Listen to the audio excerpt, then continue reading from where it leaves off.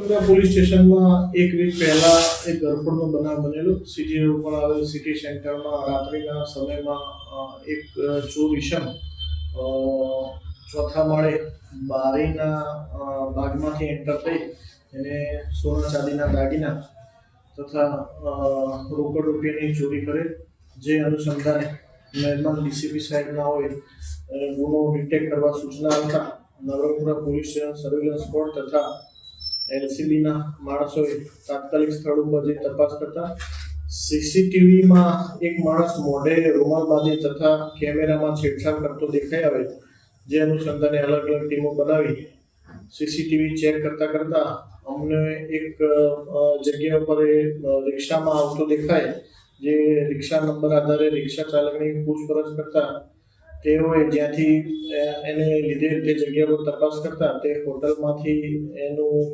નામ ને અમને મળી આવે, જે આધારે અલગ અલગ ટીમો બનાવી આરોપી રાજ ઉર્ફે હિમકત ખત્રી કે જે મૂળ નેપાળનો રહેવાસી છે, જે અગાઉ 2016માં 17માં વસ્ત્રાપુર પોલીસ સ્ટેશનમાં પકડાયેલો હતો, જેનું MCR કાર્ડ ચેક કરતા એ અમને હકીકત જણાઈ આવેલ ને સીસીટીવી ફૂટેજ ચેક કરતા સદર આરોપી મુદ્દામાલ સાથે અમને પકડી આવતા Navrangpura police station, Gujarat university police station તથા આનંદનગર પોલીસ સ્ટેશનના 3 ગુનાનો ભેદ ઉકેલાય છે.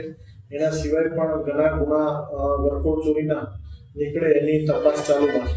સર, ચોરી શું કામ કરતો, કયા કારણથી કરતો અને પરિવારનો બેકગ્રાઉન્ડ આખો શું?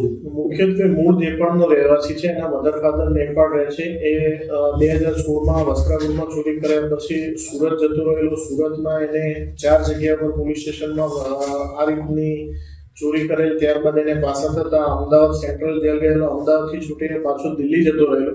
ત્યાં એને 2 પત્ની છે. અત્યારની જે હાલ પત્ની છે એને 2 બાળકો છે, એ પણ અત્યારે હાલ દેવો છે. પણ મૂળ આરોપીને ગેમિંગનો શોખ હતો, જે અલગ અલગ લકી સ્ટાર ને એવિએટર નામની ગેમોમાં રમવાનો શોખીન હોવાથી જે પણ પૈસા ચોરીના એ કમાય એ એમાં નાખીને આ પ્રકારની પ્રવૃત્તિ કરતો હતો. અત્યાર સુધીમાં જે 3 ગુના થયા કઈ જગ્યાએ કેટલી ચોરીના મુદ્દામાલ નવરંગપુરા પોલીસ સ્ટેશનમાં જે પણ મુદ્દામાલ પકડાયો એ તો પૂરેપૂરો રિકવર કરવામાં આવ્યો છે. યુનિવર્સિટી આનંદનગર પોલીસ સ્ટેશનમાં જે પૈસા ત્યાં દિલ્હી કા એ જગ્યા ઉપર જ્યાં ગેમિંગના પૈસા એના બાકી હોય એ જગ્યા ઉપર તે આગળની પેઢી મારફતે પણ મોકલી આપો. એની આગળની વધુ તપાસ ચાલુ છે.